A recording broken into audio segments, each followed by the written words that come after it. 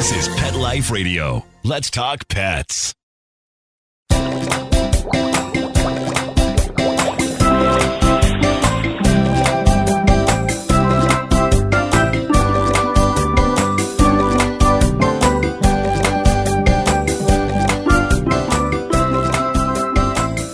Welcome to Aquariumania. I'm your host, Dr. Roy Anong, speaking to you from the University of Florida IFAS Tropical Aquaculture Laboratory. Thanks for joining us. Among the most fascinating of aquarium fishes, the bichirs or bichirs, including the ropefish and the dinosaur or dragon eel, share primeval features with their ancestors, which are some of the earliest and oldest fishes on Earth. My guest today, Josh Pickett, author of the Bichir Handbook, is obsessed with and an expert of this group. Join us as Josh digs up some ancient dirt on these prehistoric yet modern fishes and explains why you'll want to keep them as well. We'll be right back after these messages. Take a bite out of your competition. Advertise your business with an ad in Pet Life Radio podcasts and radio shows. There is no other pet-related media that is as large and reaches more pet parents and pet lovers than Pet Life Radio. With over 7 million monthly listeners, Pet Life Radio podcasts are available on all major podcast platforms, and our live radio stream goes out to over 250 million subscribers on iHeartRadio, Odyssey, TuneIn, Stitcher, and other streaming apps. For more information on how you can advertise on the #1 pet podcast and radio network, visit PetLifeRadio.com/advertise today. Let's Talk Pets on PetLifeRadio.com.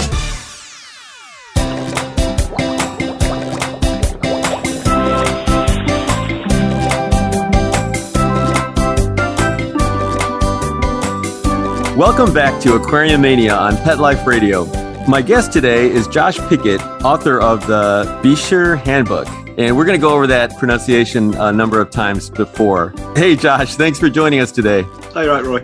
So, Josh, first, I really want to thank you for writing and having such a great reference book for this group of animals, these fish. The graphics and information are incredible, and it looks like you really have gotten a lot of great praise and recognition for it, too. But before we get into more detail on the book and talk polypterids, I want to get some kind of personal information from you. Hopefully, you don't mind too much. Not far away. So what were some of the early influences that got you interested in freshwater wildlife?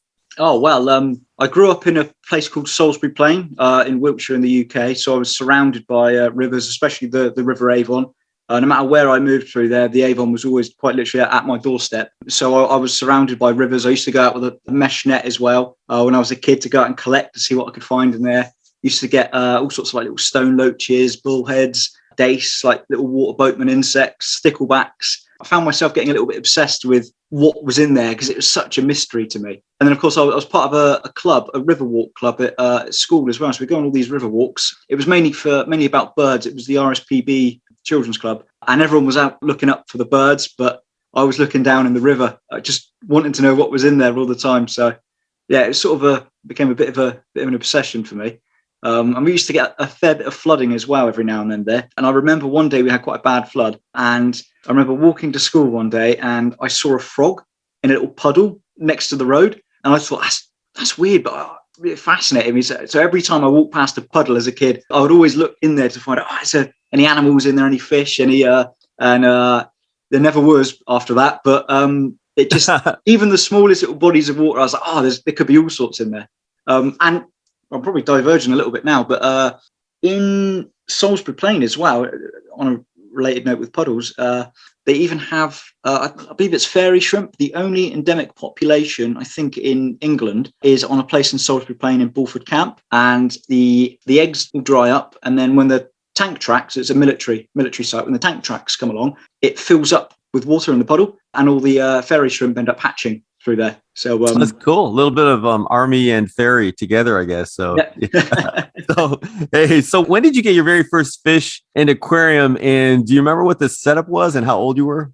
Oh, wow. I can't quite remember exactly. I can't remember a time when my family didn't really have fishes, but I vaguely remember when I was allowed to keep my own fish. They were, I think I was probably about less than 10, something like that. And they were weather loaches, believe it or not. Really nice. Yeah, I suppose elongated fish sort of always attracted me, eel-like fish. So yeah, and I also had some fire-bellied newts too. So oddballs always attracted me for those sorts of fishes. But I mean, they're only in small tanks. I didn't really know any better at the time. But yeah, I kept them even well into my 20s as well. So it was only a few years ago when they died. So I had them for, fair old time. They could probably live a hell of a lot longer, but obviously being a kid when I first got them, I probably didn't give them the best care. But no, I had them for quite a long time, I would have thought. But I know they can live much longer. But yeah, 6 or 7 years, I think I closed those tanks down there. So, okay. So now I know you don't normally do fish as like your job. So what is exactly your day job, and how did you decide to incorporate aquatic wildlife and the aquarium fishes into that? I suppose it all naturally fell to me. So obviously I worked on the Bichir book, and as I was working on that, so obviously I'm a graphic designer. So I design things mainly for print, books and magazines. And I started work on the Bichir book. And while I was marketing that, I had other people approach me saying they'd like to do a book as well, or they'd like my help to work on a book too. So, I mean, with Ivan McColgey's book, Fishes of the Orinoco in the Wild, I think that was the next book I did after the Bichir book. They both came out, I think, the same month. And there's a few other books I've been working on at the moment, some embargo, so I can't quite talk about. But I'm doing a fly fishing book at the moment. Of course, there's a new book coming out as well. So yeah, it just sort of all fell into my lap, really, without even searching. So yeah, happy with that, because fish and books are two of my biggest passions. So to bring them together, it just makes my job so much more enjoyable. So now I want to switch over and talk a little bit about the fish at hand. And before actually we get into the weeds, I need help with the common name pronunciation, because I think, you and I discussed before, I've heard it at least 3 or 4 different ways. And you just pronounced it, one of the ways I think we talked about before. So can you give us a little bit of background on the name of this group and different ways people have been pronouncing this? So it's quite an interesting story, really. I mean, of course, language always evolves and changes. So I suppose whatever sticks. I know in America, the name biker is used quite a lot. In the UK, birch is also used a lot. But if we want the original name, it'd be pronounced something along the lines of Bichir or Bichir. So it starts off during Napoleon's conquest of Egypt. One of Napoleon's naturalists comes across a spiny fish in the River Nile, confused what it is. He ends up studying it more and then speaks to some of the locals who live along the Nile River in Egypt. And they say that's an abushir. So Geoffrey St. Hilaire made the mistake of thinking that was a singular, that they were saying a Bichir and not one word, Bichir. So Geoffrey St. Hilaire ends up giving it a modern French spelling. So the SH in that word gets turned to a CH. So the pronunciation became Bichir in the French spelling. There's a bit of an argument, I suppose, or more of a technicality, really, that when the name becomes Latinized, you stick with the Latin pronunciation, which would mean the CH becomes a K, so it's biker. Although I don't think that really stuck much in the scientific community so much with Bichir. I think they paid more respect to the original Arabic name. But yeah, no, I mean, that's supposedly that. I mean, you go back, you look at some studies as well that came out shortly after Geoffrey St. Hilaire's first publication, because the studies that came out then, there was one that spelt Bichir as in, it was Bishir. So you could sort of tell that in some scientific circles, that was how it was being pronounced. And yeah, Geoffrey St. Hilaire, when he first described it, he didn't even Latinize it properly, because it was in French. It was Polypter Bichir. So that was, mainly the name that was being circulated at the time, until it did become Latinized the following year. And I don't think anyone really continued the name. I mean, even still today, while Polypterus Bichir is mainly or most likely extinct in Egypt and many of the other northern African countries, and the word is still active today. People still speak it in Arabic in much of North Africa. But yeah, no, it's just an interesting name as well. So at the end of the day, I mean, you can pronounce it however you feel comfortable. You may get a few weird looks from some people. I mean, when I pronounce it Bichir, I still get a few weird looks from people, and vice versa as well. So it doesn't really matter. I mean, language always changes, but interestingly though, I know David Attenborough pronounced it Bichir on a series called Africa. It was a Congo episode where Congo Bichir was eating or hunting a butterfly fish quite unsuccessfully there. So there's all sorts of references we can see. So I'll go with biker or Bichir, depending on which country I'm in. No, that sounds good.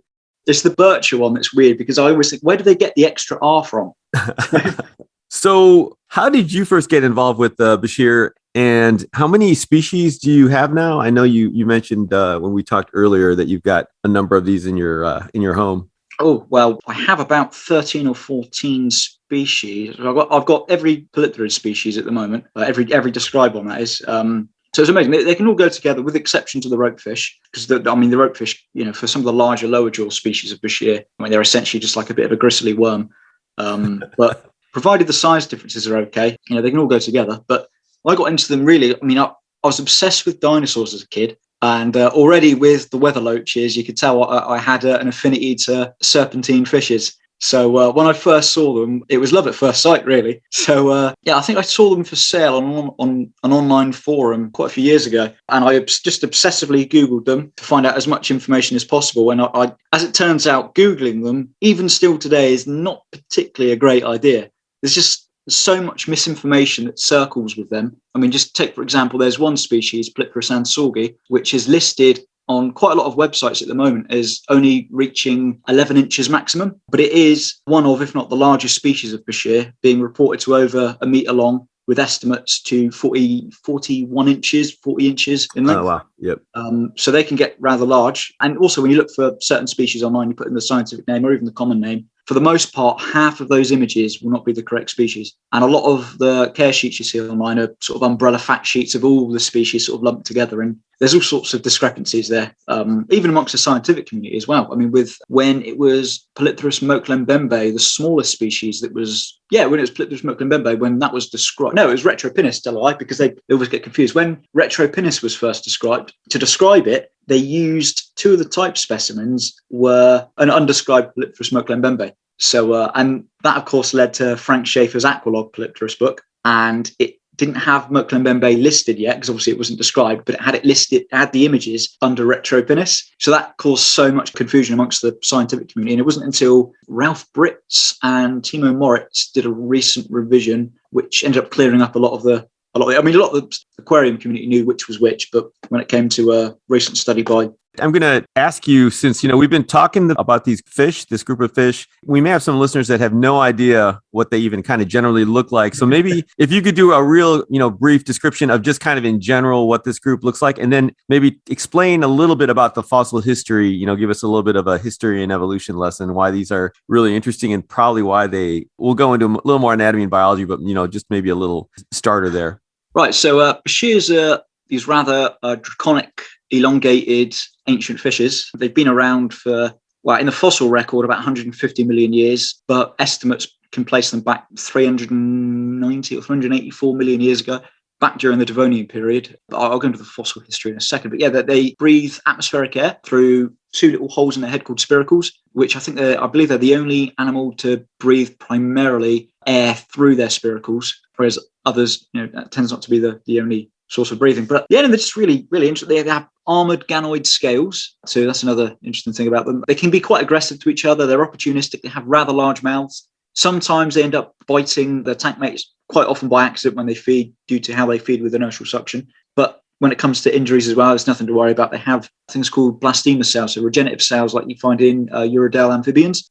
So they can almost entirely grow back their lobe-like fleshy pectoral fins, all of their fins really, and certain areas of them too. But I say lobe-like as well, but they're really ray-finned fishes, not lobe-finned fishes, but because they're a basal ray-finned fish, they share so many similarities today with lobe-finned fishes. So I know there's some histological evidence as well. It's not disputed as much anymore, but there are a few academics that believe they're not quite situated properly as ray-finned fishes. But that's just because they're mostly basal. When you say the low fin, you're talking about like the lungfishes, for example. Yeah, right? lungfishes, coelacanths, yeah. Okay. So a little bit more about anatomy and biology. You talked about some of it there. I just kind of going through your book, looking at the teeth, and you talked a little bit about why the interesting thing about them probably surviving through all of these different extinction events, really pretty interesting. Can you maybe briefly explain how their anatomy may have helped them through some of these challenges as other animals were going extinct by the millions? I could probably explain that more if I jump back into their history. So sure. Let's just say, for sake of argument, they emerged around 384 million years ago. obviously we're not quite sure what they would have looked like yet, because these are very likely still, in museum collections, but we've not attributed them to polypteriforms, which is the order of fishes that bichirs belong to. But so there's a massive gap in the fossil record, but we found fossils of bichirs that date back around about 140, 150 million years ago, both continents, so on both Africa and South America, which means, they would have been there, they would have been on that continent, Gondwana, back when South America and Africa were connected. So there's that. And then, of course, the continent split, and bichirs at that moment had a body shape closer to that of a typical ray-finned fish. So they would have had a rather short body, but there were some species as well. So there was one called Ceranoichthyes kemkamensis, which was probably the smallest bichir we know on record, which I think was around 2.5 centimeters long, maybe 3.5 centimeters. So they were from Morocco's Kemkem beds, which is how they got the name. But they were discovered around about 100 million years ago, but they were around during vacant habitats. So there was a lack of diversity in these vacant habitats that led to a boom of diversity too, along bichirs, because they ended up fitting in more ecological niches due to the previous extinction events during then. But this was around the time when giant bichir start to appear. So there's one genus called Boetius, which there's multiple species, one formally described species, which is Boetius bartheli, which could grow to over 10 feet long. And they were preyed upon by things such as the Spinosaurus. But jumping to say Cretaceous Paleogene, that was back when the dinosaurs were wiped out, late Cretaceous, was the giant bichirs started to disappear at that point. And then 23 million years ago, I think it was the South American species started to die out too. But so there's two, going more into their anatomy, it sort of ties in again here. So there's, I would say, hobbyists used to identify certain types of bichirs, and they section them in lower jaw bichirs and upper jaw bichirs. So upper jaw bichirs tend to look a lot more ancient. They're not really, they're more crocodilian-like, but they're actually the more recent species. So they tend to grow larger. There you'll say some of the common ones like the Endlicheri bichir or the Lepradi bichir, which is now just P. bichir, the name of the species was first described. And there's that P. bichir is identical in almost every way to a species that emerged around about 11.6 million years ago called Polypterus pharo. And it's quite contested as well that pharo is actually P. bichir or an earlier form of it. And it's not quite valid as a separate species. That's what Moritz and Brits both argue in one of their recent studies. But I'd say if that's not a living fossil, I suppose I don't know what is, because that's almost quite literally an unchanged species of bichir. But that is also the earliest time in the fossil record we've seen one of these lower jaw bichirs with that rather elongated crocodile-like mouth and body. And the upper jaw bichirs, they were the species which we knew could get larger, but they came in a huge range. But nowadays, the modern upper jaw species tend to stay quite small. We have some of the more colourful markings, much more active, which I wouldn't say is particularly active for them. But, an active bichir is probably active for around 6-7 hours in a 24-hour period. They're very, very reclusive, but I suppose that's the nature of opportunistic fish. They're burrowers as well. So, when a lot of people as well, when they keep them, they tend to think, I'm just looking at a piece of bogwood. But then you can do all sorts. You can put them on, so they have light reactive melanophore cells. So they can end up changing colour depending on what their environment's like. So another good example is, say, for example, with P. bichir, actually with the Retropinus bichir. So normally its common name is called the Zaire green bichir, but they tend to have a rather browny beige body. But the moment you put them on a darker substrate, give it a little bit of time, and then you'll start to see beautiful shimmering green appear. And a lot of the species get that too. Whereas some will completely, like you've probably seen with some other fish, where you put them on a light substrate, they'll wash out in a few months. Do that with certain species of bichir, they'll probably wash out in a few days. But they react really well with red for some reason. Red and purple light or red and purple substrate, you'll end up giving them such a boost in their markings. So you'll see, say for example, the red substrate for some of them, it will really bring out their markings, and then it will sort of slightly wash out their base color. So you've got this increase of contrast on them, and they look absolutely sublime on some of them. And I've seen some really vibrant colors. So some reds, some golds. There's one species, or former subspecies now, called the gold dust bichir, which is now just Polypterus palmis, but that has some vibrant golds on it. And Peter Gauci as well is one of the only species which is naturally red, but you get all sorts of beautiful vibrant colors on it too. So they have so many interesting anatomical features. A couple more I wanted you to touch on. So these guys have the weird lung, right, as well as the external gills when they're juveniles. Can you maybe talk a little bit about that and why that might have been important? Yeah, so their lung or lungs, so they have similar to us tetrapods as well. They have I think it's their left lung is slightly longer than their right lung. So I say lung, they are, in a way, they're an adapted swim bladder. So their swim bladders so it's more of an ancient lung, I suppose. So their primary use is for breathing now, less so for buoyancy, which is why when, people tend to say, when they've got poor balance, a lot of people assume, it's a swim bladder issue. But generally with these guys, when they have a buoyancy issue, it's very rarely to do with their swim bladders or lungs, really. It tends to be more, issues like dropsy, bacterial infections. Their lungs are great. I mean, they can probably go, it depends on the species, but they normally hold their breath for between 30 minutes to 4 hours. So some of the larger species can go much longer. Yeah. They have the external, kind of the weird external gills in the juvenile. The external gills, yeah. So these can both grow and recede depending on the oxygenation in the water. They're mainly, they almost appear when they're juvenile. So obviously their lungs are still forming. So they need to get as much oxygen through the water as possible. At this stage, they're called bimodal breathers. So which means they can breathe, they can respire through two different methods. So they tend to have these gills as well. So a lot of younger bichirs live in the margins. In fact, most specimens do live in the margins. So it's far safer for them to have external gills too, because they end up risking their life every time they surface for air at that size, because they will be preyed upon by anything, including other bichirs. Because bichirs, when they're young, they are very cannibalistic. So it just seems to be a competition thing. But they're incredible fishes, really. One more quick anatomy thing. You had a really cool picture of their teeth. So they have like a really strange and large number of teeth. Oh, conical tooth patches. Yeah. Can you talk about that maybe? Yes, so it's just essentially just like with a lot of other animals, it's to help them grip their prey a lot more.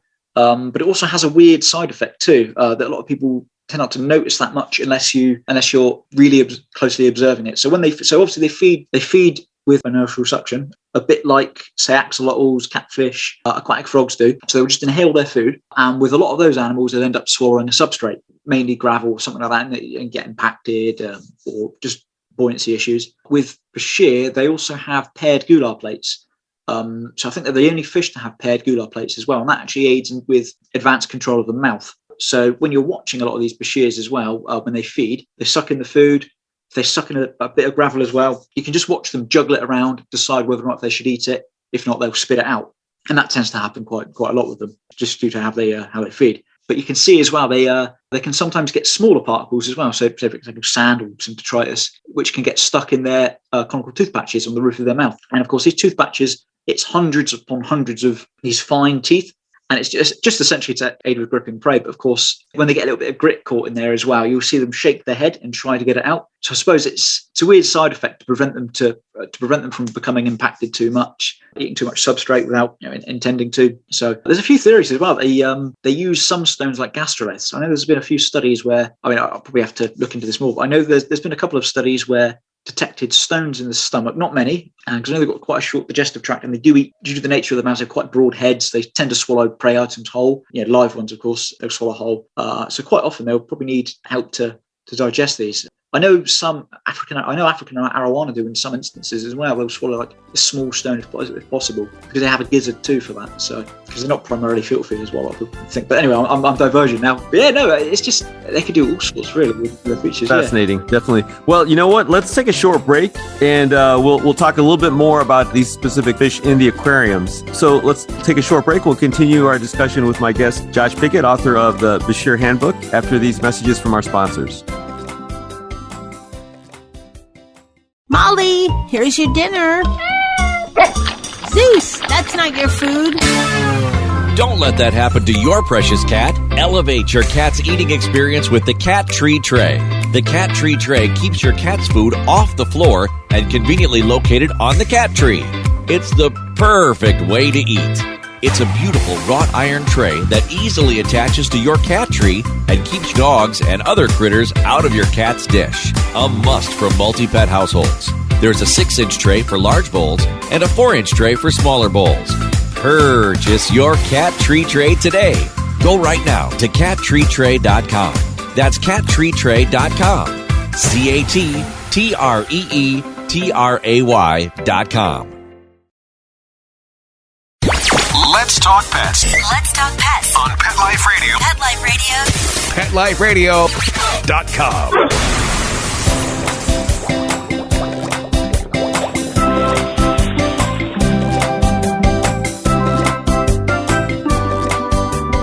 And we're back. and continuing our conversation with my guest author, Josh Pickett. So Josh, you gave us a really great introduction into some of the kind of evolution and fascination just with appearance of these group of fishes. Let's talk a little bit about keeping them in aquarium now and what some of the things and challenges involved with that are. So what are some good starter species for people that, maybe have never obviously even seen these or, but they like them and they're interested? And why would these be good starter species? Okay, right. So a lot of people probably heard of the dinosaur bichir, or dragon eel, as it's called, which is actually Polypterus senegalis, the Senegal bichir. They could be a great start species, mostly because they're very cheap, they're readily available. They could get away with a 75-gallon aquarium. I would say really, it's best to keep them in a 90-gallon or above, simply because they, while still relatively small, they can grow to over a foot long. But they're great. I mean, it's not provided you haven't got anything which can fit in their mouth. They're one of the more active species. They're very social, so they absolutely love groups. What else is there? But it's just a really interesting fish to keep, to be honest. I mean, they're quite cute too. They have that going for them, whereas some of the other bichirs, not so much, especially the lower jaws, although some people might disagree, but I find them all cute, really. But, they're easy to keep, easy to feed, don't get ridiculously big. Another good species would be Polypterus palmus. Again, very social. These guys live primarily in forest-shielded areas as well. So some tannin-stained waters will really be appreciated. It's not too fussy, really. But yeah, they get around about 9 to 16 inches. Polypterus moklembembe is another one, a lot more reclusive though, but it is the smallest species, growing from 9 to 14 inches. Polypterus retropinnis is another great one, very elongate. I would say it's probably the smallest technically of the Polypterus species, but not in length, more in girth and head size. Head is a little bit broader, but it's very unlikely they'll eat, fish much smaller than, a couple of inches. One thing I realized we didn't talk about in anatomy is their kind of dorsal fin. So, maybe mention that for folks that have never actually seen these or are interested in them. Explain their dorsal finnage. So the dorsal fins are a series of connected fins. So they all vary per species, and they also help with identification as well, because some of them have different counts. So they're called finlets. Some species might have between 9 to 13 finlets, others 14 or over. Some are set anterior, closer to the head, others are set posterior, further to the back. So if you're very unsure on what species is what, because say, for example, some may be born without markings, some may be washed out, then for hobbyists at least, it tends to be a good rule of thumb to just count the dorsal finlets, find out where they're positioned. These finlets are also used for displaying to each other. They also protect themselves as well, because they have dorsal spines within each one. And of course, they hurt if you get pricked by them. So I've been pricked many times by them. But yeah, they're a great defense mechanism. There was even an interesting thing as well. There was, going back with the fossils, there was one species called Inbecatemia, and there's probably two more as well. Well, that's the genus, sorry, which at one point during the 90s, it was thought to believe that they could tilt their dorsal finlets 45 degrees left and right, rather than up and down. So it was through a specialized scale they thought they could have done that. But it was later found out in a follow-up study that they're actually spines in either the pelvic fins or the pectoral fins, which again would still be a first discovery for them, because modern bichir species only have spines in their dorsal finlets. So going back to the aquariums now, are there specific kind of water quality requirements or filtration or substrate? What would be kind of a good sort of setup that would be maybe comfortable for them, or something that they might be more amenable to? Right, so I'll start with water requirements. So they are really not fussy. Bichirs are found in a huge range of environments. So I know they're around in sort of low pH, around 6.5. To say, for example, Lake Turkana, very shallow lake, very shallow alkaline lake with pH that goes up to about 10. And there's, I believe, 2 or 3 species in there as well. So, for example, the Senegal bichir is in there, and P. bichir is also in there. And of course, they're widespread in every other country as well. I mean, the Senegal bichir is also found. It's also one of the most northern species, only because most of the others have sort of gone extinct in North Africa. But there's one small relict population in an oasis in the Sahara Desert, which probably only grows a few inch long. That's just down to growing desertification of Africa, which sort of left them isolated in there. But there's all sorts of other species as well where you can find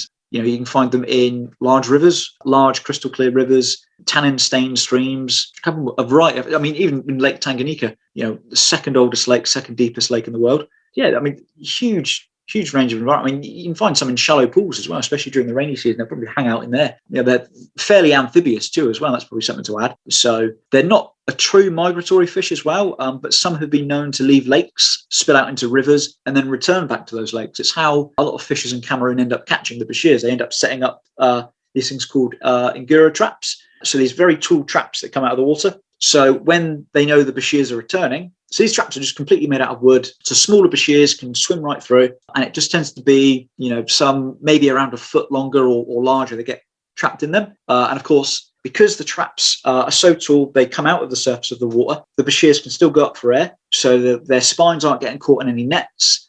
They're not always being, caught through adding in some poisons to the water as well. I know there is one type that I think it comes from a certain type of potato as well, where they sort of splash that in the water too, which ends up drawing them closer to the traps. But they don't always need to do that. But yeah, there's some incredible ways to catch them too. Yeah. Okay. So it sounds like they're pretty good water quality wise. What about, I guess, substrate and decor or plants, anything like that? Would that be? Sand is always best, mostly because they burrow. If you end up having gravel, they can end up sort of damaging their nares. For the most part, they won't really burrow unless they're completely stressed. They burrow under them. They feel a lot more safer, a lot more secure. So it's always good to have that in there. But if your bichir is very comfortable, they likely won't be burrowing too much, except for snails. And they're not particularly great at catching them anyway, but they do like to try with catching snails. So yeah, substrates tend to be good. Quite a popular one is garnet sand. A lot of people make the mistake though of buying a brace of garnet sand for sandblasting. And of course, that's not always good on their stomach, especially if they end up swallowing it. But one that's quite popular, at least in India and China, is called river garnet sand. So it has rich red color that, again, really helps boost their contrast in markings. And it's something you just tend not to get in some of the other silica sands as well, red silica sands. So that tends to be quite popular. Myself, really, I like to use a plant-based substrate. So you sort of get the best of both worlds. It feels a bit more natural, but it's also not too light to wash them out. And it's probably about the right wavelength of light, really, to bring out their markings. But not quite as good as a red substrate, but it's a nice middle ground, I think. But substrates can be great. Plants as well, they tend to uproot quite a lot of plants. I wouldn't worry too much though. I mean, they don't always uproot them all the time unless you've really got it densely planted. But I would say plants are always a necessity. It really doesn't matter what. They like to use bushy plants as well to breed. Try to keep something in the margins too. What I do is I keep like a canopy area above my tank, and I make sure you always keep a tight lid. But if you can keep a canopy area in there, then the fish can end up jumping without escaping the tank and without hitting a lid. And that also means you've got a collection of humid air just above the water level. You can have the opportunity for plants to grow along the brace bars of the aquarium. I think I've got 2 pothos mother plants with the roots just growing in the water and the leaves themselves just growing above. And the bichirs will just hang in those roots the whole time. They absolutely love it because they end up finding insects in there as well, at least in the wild especially. So it will certainly feel a lot more natural for them.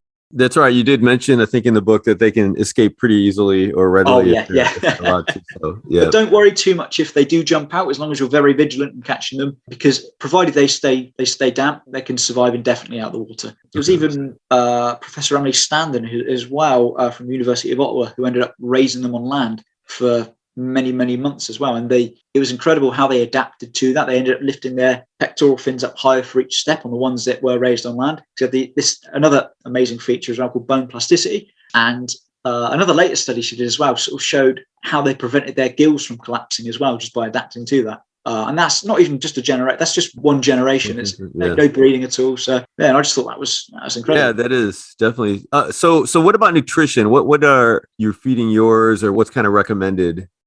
Right, so species of bichir are either insectivores, mainly the upper jaw bichirs are insectivores and the lower jaws are piscivores, but they tend to have a bit of both really, which means, especially with the insectivores, they have a very broad range of nutrition they need, especially with minerals too. So a lot of people tend to think, okay, well, I'll get a few insects from the shop to feed, because a lot of people they want to go for a really natural diet, but then you can end up being deficient in certain areas as well. Whereas I found a good quality carnivore pellet, especially an insectivore pellet, will cover a lot of their nutritional needs. I wouldn't worry too much about the fillers, because make sure it's not too much fillers. They tend to digest grain surprisingly well, a bit like African arowana as well. There was a group of them that were even fed exclusively on grain, and they just shot up in size. So yeah, bichirs are very adaptive towards that. They probably need around about 40% protein, no more than 10% fat in their diet. A bit more than that, you end up giving them fatty liver disease, all sorts of other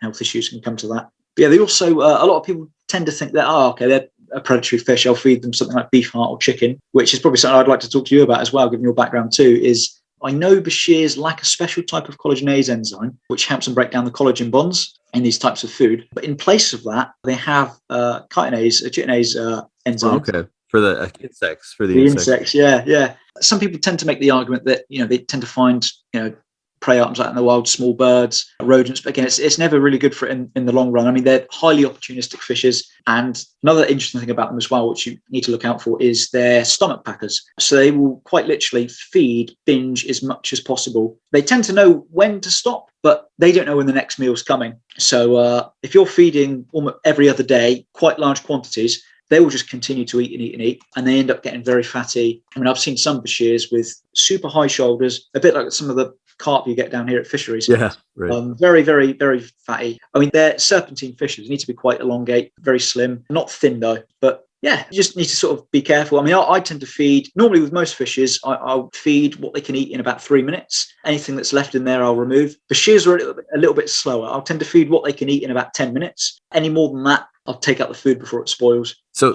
what I'm hearing is that you're suggesting that people don't go out and get roadkill and feed roadkill. Definitely not. Okay. Or a piece of chicken or. Yeah, I know there's a whole trend in the 80s with discus as well about. The beef heart and all that stuff. Yeah. Oh yeah, definitely. So one other thing I wanted to ask you about, and you kind of go into this in the book as well. Kind of wild caught versus aquaculture species. Maybe can you talk briefly about some of the different sort of varieties that have come out of the aquaculture types of bichirs? Oh yes, there's one of which is probably one of my favorites. Actually, it's a type of Dalhousie bichir, and it's been selectively bred to have these absolutely beautiful broken markings. So they have quite a nice greyish body, like the ordinary species does. But their dorsolateral bars, their tiger-like stripes, end up breaking up completely. So it almost has this like broken glass effect all over it. And I believe they might probably manage that through selective breeding they'd always end up, because Dalhousie bichir, wild Dalhousie bichir, they don't have perfect bars. So you can end up selectively breeding them to, break up those bars even more, right to the point where you can even create them bandless. But there's also some as well that have these really nice solid bars, which I've also seen them selectively breed. So they have these proper thick, dense, tiger-like stripes as well. But captive breeding, I think all but one species now has been bred in captivity, and that's the Weeksy bichir. And technically it has been bred, but with another species of bichir. It's been hybridized, but it hasn't been bred with another Weeksy. I've had eggs of that before. I've been unsuccessful in recovering them simply because they like to scatter their eggs. And of course, I have an African arowana as well, which takes those eggs right away. That's an unfortunate thing. But yeah, they're not particularly hard to breed, bichirs. Ropefish, though, they are very hard to breed, especially when it comes to rearing the fry. So another interesting thing about ropefish as well, actually, is so ropefish, which are cousin of bichirs, they do not have a pelvic fin. So their pelvic fins receded completely, but they do have a vestigial pelvic fin. So if any of you are ever lucky to breed a ropefish, if you study the embryo and even the young fry, you will see a little vestigial pelvic fin there. But as it gets larger, it vanishes completely. It's there during the developmental stage. But yeah, the ropefish fry tend not to live much more than a few months. But I think that may have something to do with the fact that the inland ropefish, which come from exclusively freshwater, near threatened, I think, and I don't think they're actually available in the aquarium trade, whereas the brackish ropefish, more coastal ones, they are the ones which are in the hobby. They're not completely brackish. They move further inland, but I think maybe it has something to do with the fry. That's the whole reason why, because I know at least 4 people who have bred them, but they've never been able to raise the fry. Even Ralph Britz as well. I think the first recorded breeding of him and Rita, I think they bred them through the 90s repeatedly, but they could never have the fry survive for very long. That's interesting. Yeah. So going back to so maybe briefly, and then we're going to probably close this up. And I obviously have a lot more questions, but unfortunately we're run out of time. So with the wild caught bichirs and I guess their status, what can you tell us a little bit about conservation status and collection, that sort of thing? So mostly all bichirs are not during the IUCN. They're not of concern, but then again that only lumps them into how the species is doing as a whole. And of course, that doesn't represent local areas. Say, for example, the East African populations of Plypterus ornatus pinus, which is another popular aquarium species, I believe they're threatened now as well there and currently in decline. Of course, like the ropefish, which you just mentioned as well, they're also in quick decline.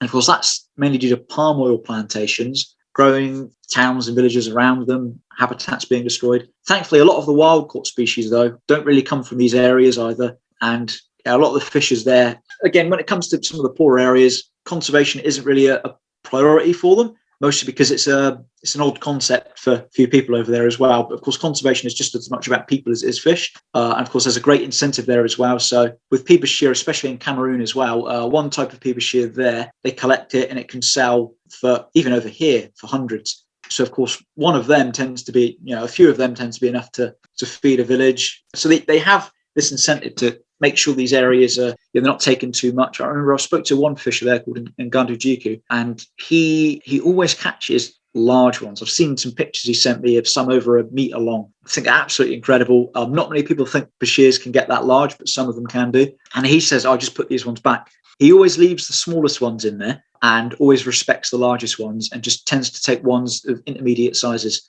But not all, he doesn't even take that many as well, because he thinks this is enough to fund schools, feed the whole village. And he's not selfish at all. I mean, a lot of fishers like that are like that in Cameroon as well, in certain areas too. So they are, for the most part, sourced quite sustainably. So another question before I do close this up a little bit, but what's kind of the average lifespan, I guess, or a range of lifespans for the group? Well, they can live up to, or maybe even over 40 years. The oldest one I know of was 38 years or 37 years from a keeper in Japan, and that was a Clitoris endocherry.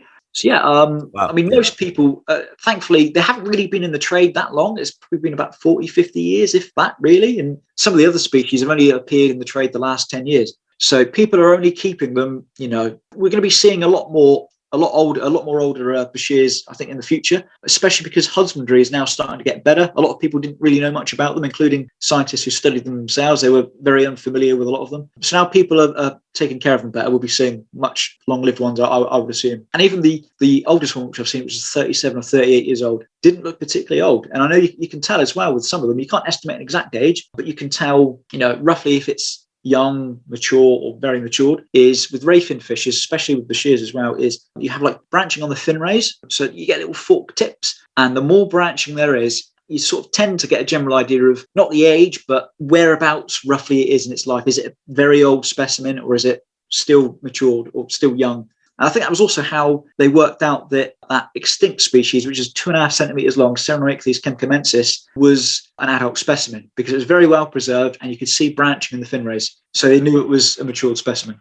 Okay. Yeah. I remember that picture from your book. Well, unfortunately, we're out of time, Josh. Really, really, again, enjoyed going through and learning a lot through your book. Want to thank you, Josh, and our producer, Mark Winter, for making the show possible. Did you have any final words of wisdom, Josh, for our listeners? Bichirs are just absolutely incredible fishes. They're very, very rewarding as well. It's a challenge to breed them, but again, it's so much fun when you do. They can lay tens and tens of eggs. They've got incredible adhesive organs as well. They're not great parents, but that's also when you get to step in and sort of fill in that, because they tend to scatter their eggs and sort of leave it to fate, really. But honestly, aside from that little downside, no, they're incredible fishes. And, you really, enjoy, especially if you love dinosaurs and history. Yeah, they're the fish for you. Awesome. Thanks a lot. So everyone, please be sure to check out Josh's Aquariumania webpage, which will include a link to see and potentially get his book. If you have any questions, comments, or ideas for a show, email me at drroy@petliferadio.com. That's drroy@petliferadio.com.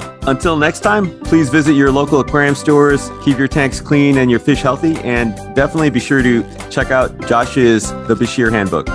Let's Talk Pets, every week on demand, only on PetLifeRadio.com.